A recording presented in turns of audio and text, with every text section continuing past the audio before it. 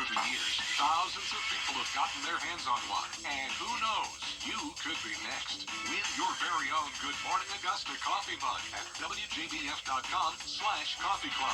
Sponsored by Honda Cars of Aiken. It's MASH Scene TV. 2 full hours of MASH Scene laughs. What about rank? Can I help it if I'm not as rank as you? Weeknights starting at 6 on MeTV. Time and temperature brought to you by your local Honda dealer. The Live Viper 6 Skyview Network, sponsored by Terry Lambert Hyundai. Get ready for a pattern change this weekend as Jack Frost pays us a visit. I'll have the details coming up. Right now on News Channel 6 at 4, a local man is honoring his wife and making spirits brighter for patrons at Wellstar MCG. Plus, you're used to seeing houses decorated with Christmas lights, but what about cars? We'll take a look at this new trend as your News at 4 starts now.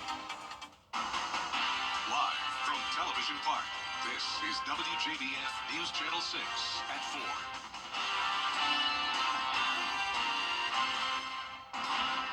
Everyone, I'm Bria Smith, and for Brad and Jenny, thank you for joining us. Coverage you can count on begins with a Teamsters strike underway that will affect Amazon deliveries across the country. Thousands of unionized Amazon workers will walk off the job today. The workers wanted a contract to be negotiated by December 15th because of low wages and dangerous working conditions. Amazon says the Teamsters have continued to intentionally mislead the public, claiming they represent thousands of Amazon employees and drivers. So far, they are not on strike at the Amazon facility in Appling. One person is behind bars following Wednesday's deadly dog attack. 55-year-old Charles Blackwell was arrested and charged with involuntary manslaughter. Police say 2 of his dogs attacked 21-year-old Samara Rogers. Rogers died at the scene. It happened on Era Road near Deans Bridge Road. The coroner says the woman was taking a walk when the dogs attacked her. The Richmond County Sheriff's Office needs your help to find a suspect. Wandarius Poland is wanted for multiple charges, including aggravated sexual battery and kidnapping. The alleged incident happened December 11th on James Drive in Hepzibah. If you know where he is, please call the Sheriff's Office. You can remain anonymous. Helene recovery efforts discussed at a town hall meeting by Augusta city leaders. Mayor Garnett Johnson started Wednesday night's meeting by remembering the 7 people who died during the hurricane.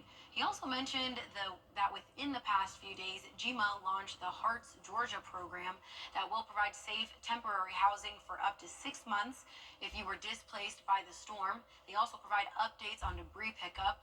One person at tonight's meeting had concerns about Augusta's long-term recovery plan. My bigger issue is the long-term disaster recovery. I've been to a couple of the city meetings for that, and they're indicating that this is a fully volunteer requirement. The city is going to be hands-off.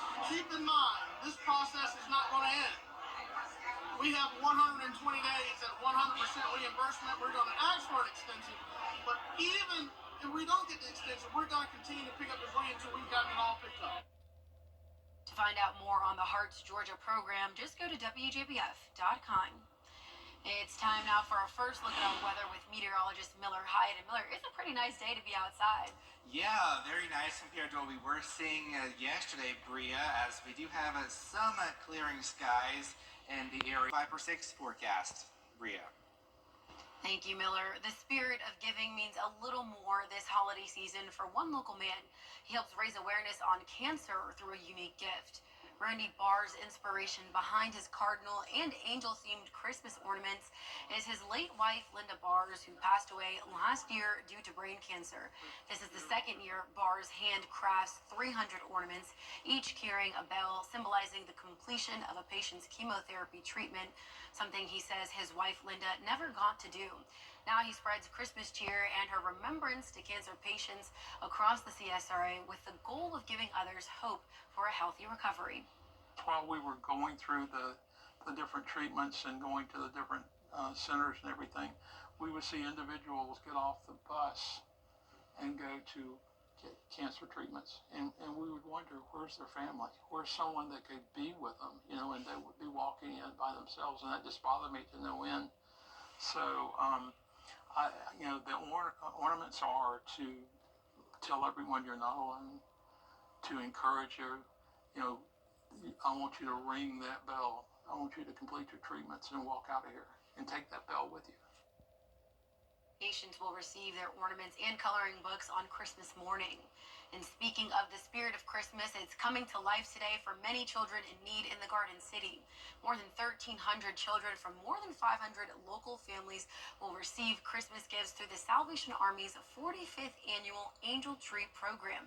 This year, the organization served about 300 more families than last year because of the hurricane. It's all thanks to generous community donors. What I say so often is this ministry of dignity and helping people who may not be able to do things that some of us might take for granted that we can provide.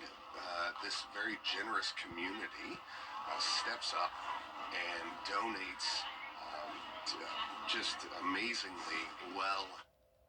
For more information on the Angel Tree program or how you can support the Salvation Army, head on over to WJBF.com. And in the spirit of giving, the FBI is doing everything they can to bring local students a magical holiday. Castle Pines Mobile Home Park was one of the hardest hit areas impacted by Hurricane Helene, some losing all they had. And the children that attend Gracewood Elementary today, the FBI donated some of these toys to students, and they'll have something to open on Christmas Day. Toys are for all kinds were handed out. As I get to watch these smiles and see the look on these young people's faces, and know that we're, in some small way just giving back to the community, because we live here. I mean, this is our home too. I understand how devastating that storm was, and if we can just put a smile on a young person's face or make it a little easier for the parents. FBI officials say community outreach is a big deal. They reached out to Mayor Garnett Johnson to give back to those in need. It's a sight that's becoming more common on some highways. More drivers are decorating their cars in Christmas lights, but is that safe or legal? Police in North Carolina are warning it could be a dangerous trend. Maria Ellis has the story. 'Tis the season to put out the decorations, the lights. For some, stringing more than just their homes, even their car.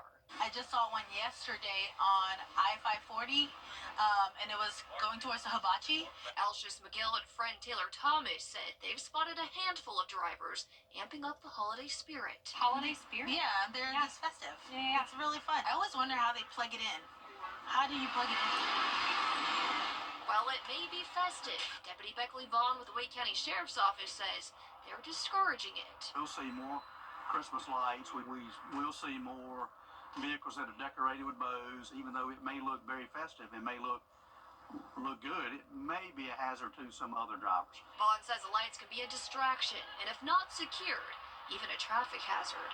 We want you to make sure that you have a clear view driving both in front and behind. He says most drivers may not realize. If you display a red or blue light, no matter what size, no matter how it is, if it's a solid light or a flashing light, any displaying or using a red or blue light is technically against the law in North Carolina. The essence of that law is so that people are not able to impersonate law enforcement or emergency personnel. Sergeant Jeff Martin with the Impact and Crash Reduction Unit says those red and blue lights not only signify a law enforcement, fire department, or ambulance response, but often an emergency. He says a light violation could mean a misdemeanor. Our main concern would be the safety of the motoring public, making sure that the people that visit and live in Wake County are, for lack of better terms, behaving. Deputies say their main focus remains on speeding, seatbelts, reckless and impaired driving. Vaughn says it's best keep the lights to just the tree. We don't want to be the Scrooge. We don't want to be anti-holidays. We do want you to be able to get to where you want to go safely. Now, if you do plan to add some holiday flair to your vehicle, remember that red and blue lights are technically illegal in Georgia and South Carolina. Law enforcement says they're unlikely to stop drivers solely for festive lights unless the car resembles an emergency vehicle. Also, be cautious about how bright or distracting the lights may be to others on the road. Clemson players leave the state of South Carolina as they prepare for a game against Texas. The team loaded onto 9 buses about an hour ago to make their way to Greenville-Spartanburg Airport, where they'll board the flight to Austin. The Tigers are on their way to play the Texas Longhorns Saturday. Kickoff is at 4 o'clock. And speaking of football, it's not too late to purchase your Border Bowl tickets at WJBF.com.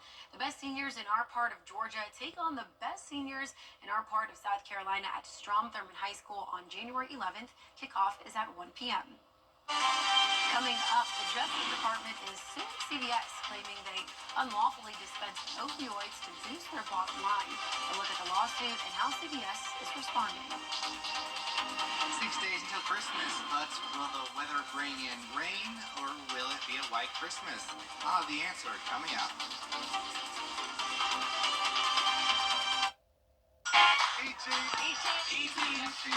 And beer. Get your tickets at genuine.com. Welcome to Nissan. Are you interested in a test drive? Absolutely. There's the all-new Kicks, the new V6-powered Frontier, and the Nissan Rogue. Consumer Guide's Best Buy 10 years in a row. Finished with all your holiday shopping? We are now. Hurry in to the Nissan year-end sales event. Get 0% financing for 60 months on Rogue, one of 6 Nissan vehicles with starting MSRP under $30,000.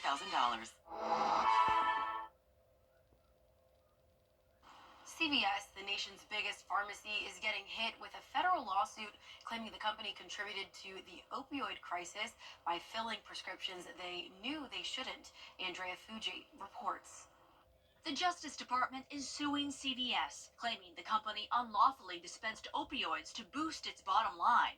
In a civil lawsuit, the government claims the country's largest pharmaceutical company knowingly filled prescriptions for controlled substances that lacked a legitimate medical purpose. The failure to step in and prevent the issuance of prescriptions that should not go out the door for dangerous and potentially fatal opioids puts lives at risk.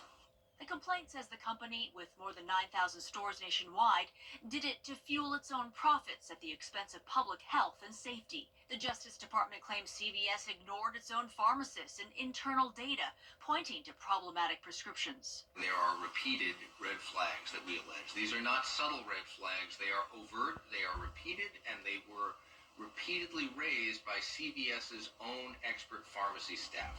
CVS denies the accusations, saying each of the prescriptions in question was for an FDA-approved opioid medication prescribed by a practitioner who the government itself licensed. Just 2 years ago, CVS and Walgreens agreed to pay $10 billion to several states to settle lawsuits linked to their roles in the opioid crisis.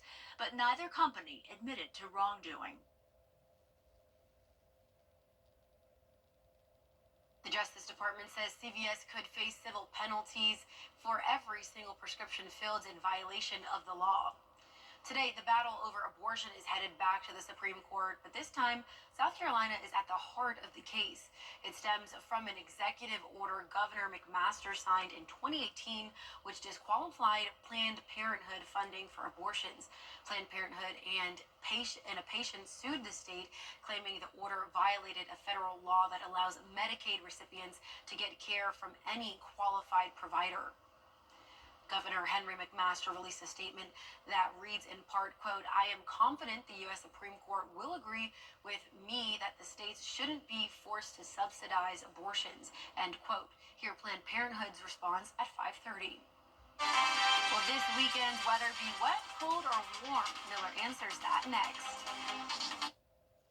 Weather headlines on WJBF News Channel 6. Brought to you by Hickson Roofing. If your roof needs fixing, call Mr. Hickson. This drone, man. A bumpy ride, so buckle up. We're going from 61 tomorrow down to 48 on Sunday, lows in the 20s, and then going back up to the 60s just in time for Christmas with a chance of some showers, Bria. Well, it won't be snowing, but I guess it might be raining on Christmas Day. Yeah, it's going to be a soggy sleigh ride for Santa. It's giving a Florida Christmas morning. Yeah, it's a Florida Christmas. All right, Miller, thank you. Coming up, which city was named the best in the country for celebrating Christmas? The answer may surprise you. I'm Austin Jackson, and for me, keeping it local really matters. Like when you're hungry. It's tough to beat a great meal at your favorite local spot. Well, if you've been injured, keeping it local matters even more. You need a law firm with experience in our area's courtrooms and a track record you can trust. The CSRA has always been my home. People know my law firm for work in the community as well as for our life-changing results. That's local experience you can count on. If you've been injured, call Austin Jackson, the Augusta guy, 706-724-7224. Taking the view. The evenings glisten in the moon. Give love this Christmas. What else to do?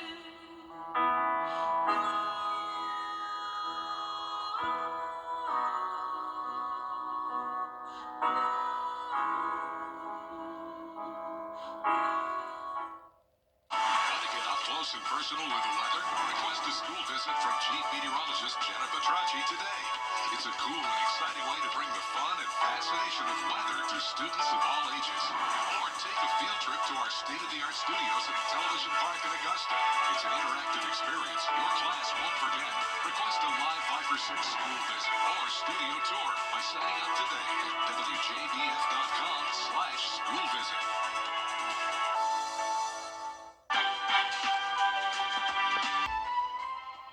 Every day, ordinary people in the CSRA do extraordinary things to serve our community. Each month, News Channel 6 recognizes these outstanding volunteers with the Giving Your Best Award. Do you know an everyday hero who goes the extra mile to help others?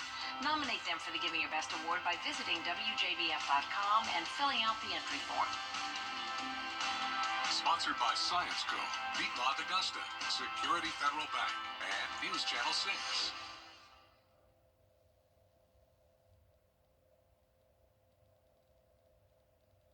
Newsweek says Atlanta is the place to be this Christmas. The magazine mapped the best U.S. cities to spend the holidays, and Georgia's capital tops the list, breaking out New York and Chicago. Cities were measured for their festive activities and cost to spend the holidays there. Newsweek says Atlanta stands out for its affordable restaurants and the fact it has the 9th most Christmas tree farms per capita. It also has the highest number of bakeries, holiday-themed shops, and greeting card stores.